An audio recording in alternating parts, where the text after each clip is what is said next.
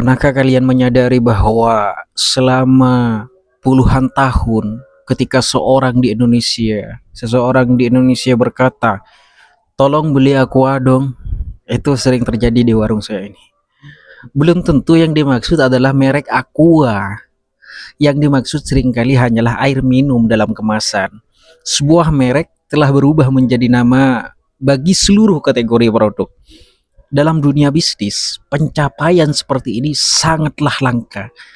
Itu menandakan satu hal, yakni dominasi.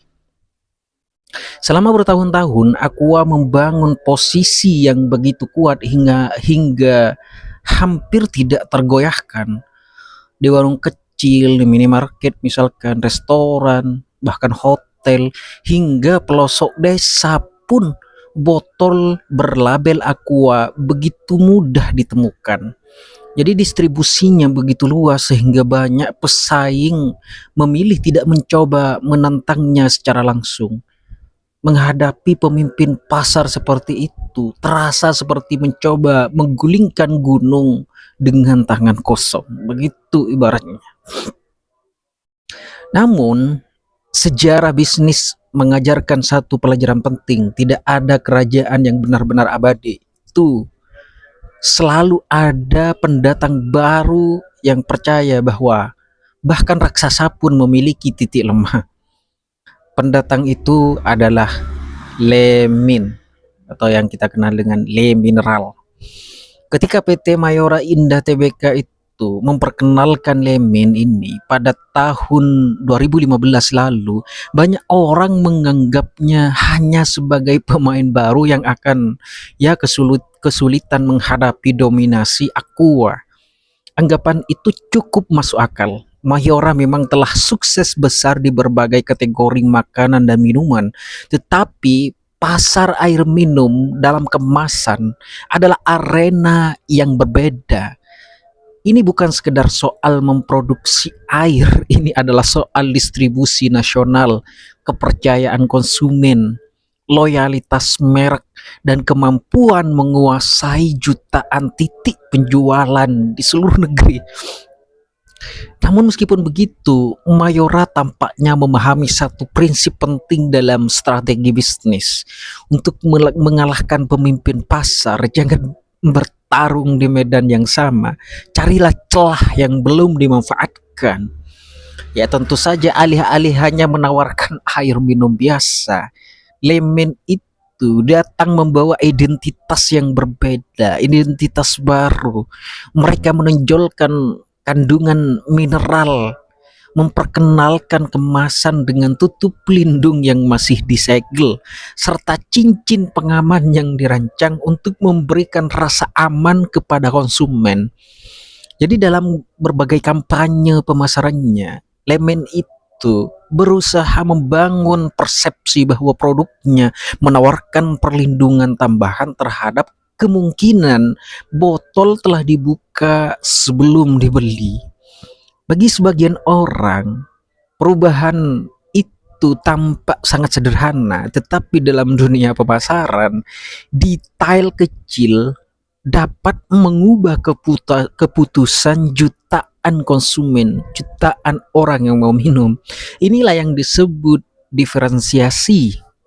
Ketika tidak bisa menjadi yang pertama, jadilah yang berbeda dari semua itu. Namun kemasan hanyalah permulaan. Mayora juga menggelontorkan investasi besar untuk memperluas jaringan distribusinya. Perusahaan ini telah memiliki pengalaman puluhan tahun mendistribusikan kopi, misalkan biskuit, wafer, permen, dan berbagai produk makanan ke seluruh Indonesia. Jadi infrastruktur itu kemudian menjadi modal penting untuk mempercepat penyebaran Le Mineral. Bahkan sekarang ada lagi Aquaviva. Nah, disinilah penantang baru ya. Disinilah keunggulan sebuah perusahaan besar terlihat. Mereka tidak memulai dari nol. mereka membawa seluruh pengalaman, kemudian jaringan, hubungan dengan distributor, dan kekuatan logistik yang telah dibangun selama puluhan tahun ke dalam kategori baru. Yang dulunya kopi, misalkan kategori barunya air mineral.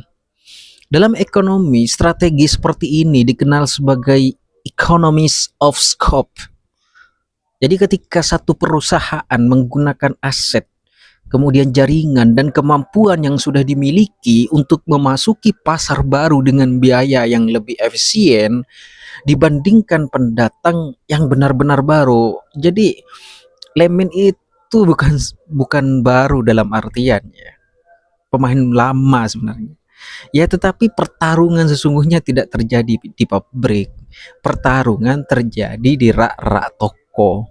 Bayangkan seorang pemilik minimarket misalkan, di hadapannya hanya tersedia ruang terbatas untuk menaruh produk. Setiap botol yang ditempatkan di rak berarti ada produk lain yang harus disingkirkan. Karena itu, perang air minum dalam kemasan sebenarnya adalah perang memperebutkan ruang rak itu tadi. Siapa yang lebih sering terlihat oleh konsumen, dialah yang memiliki peluang lebih besar untuk dibeli pada akhirnya. Dalam ilmu pemasaran ataupun marketing, ini dikenal sebagai battle of shelf space. Kalau tidak salah pengucapannya seperti itu. Jadi semakin banyak titik penjualan yang berhasil dikuasai, semakin besar peluang memenangkan pasar. Namun ada satu tantangan besar yang dihadapi Mayora pada waktu itu ya. Bukan kualitas produknya yang menjadi masalah, bukan harganya, melainkan kebiasaan manusianya yang sudah lama mengenal aqua. Selama puluhan tahun masyarakat telah terbiasa mengatakan aqua ketika meminta air minum. Jadi dalam psikologi konsumen, kebiasaan memiliki nilai ekonomi yang sangat besar. Jadi kebiasaan itu sangat penting. Orang cenderung membeli apa yang sudah mereka kenal dan terbiasa didengar, dilihat, dan disentuh. Jadi mereka merasa lebih aman memilih merek yang telah lama dipercaya oleh kebanyakan orang. Inilah yang disebut dengan switching cost psychologist. Bukan karena berpindah merek membutuhkan biaya uang yang besar, tetapi karena berpindah membutuhkan keberanian untuk mengubah kebiasaan. Itu sebenarnya. Dan mengubah kebiasaan jutaan orang bukanlah suatu pekerjaan yang bisa selesai dengan semalam saja. Namun, sejarah bisnis selalu dipenuhi oleh perusahaan-perusahaan yang berani menantang kebiasaan itu ya. Misalkan ambil contoh dahulu, Nokia menguasai pasar telepon seluler. Kodak misalkan identik dengan fotografi. Kemudian Yahoo pernah menjadi gerbang utama internet misalkan.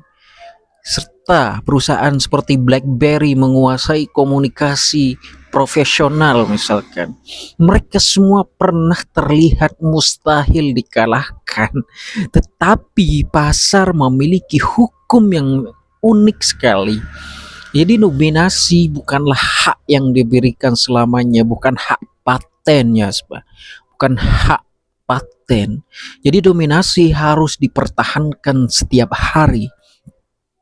Filsuf ekonomi Joseph Schumpeter kalau tidak salah menyebut proses ini sebagai creative destruction. Dalam kapitalisme, inovasi baru terus muncul untuk menggantikan cara lama, bukan karena perusahaan lama pasti buruk, tetapi karena selalu ada pihak yang mencoba menawarkan nilai yang dianggap lebih menarik oleh konsumen. Jadi pelajaran ini juga berlaku pada industri air minum dalam kemasan. Persaingan bukan lagi sekedar tentang siapa yang memiliki sumber mata air terbaik di dunia. Persaingan berubah menjadi siapa yang mampu membangun kepercayaan, membangun trust, memperkuat distribusinya, kemudian menciptakan inovasi kemasan, menjaga kualitas dan tetap relevan di mata konsumen. Itu yang sebenarnya. Jadi fakta menariknya, Indonesia merupakan salah satu pasar air minum dalam kemasan terbesar di Asia Tenggara. Bayangkan. Jadi pertumbuhan penduduk, urbanisasi, ya meningkatnya kesadaran akan air minum yang higienis serta perubahan gaya hidup membuat industri ini terus berkembang selama bertahun-tahun. Artinya apa? Perusahaan tidak hanya berebut pelanggan dari pesaing, mereka juga memperebutkan pasar yang terus bertambah. Jadi karena itulah pertarungan antara Aqua dan Le Mineral ini bukan sekedar persaingan dua merek. Ini adalah pertarungan dua strategi. Yang satu misalkan mempertahankan posisi sebagai pemimpin pasar dengan kualitas merek yang tentunya telah dibangun selama puluhan tahun. Kemudian yang satu lagi mencoba mengubah peta persaingan melalui inovasi serta distribusi dan pendekatan pemasaran yang berbeda.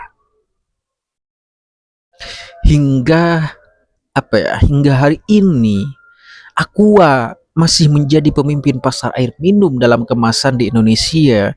Namun kehadiran Le Mineral ini telah mengubah dinamika industri secara nyata.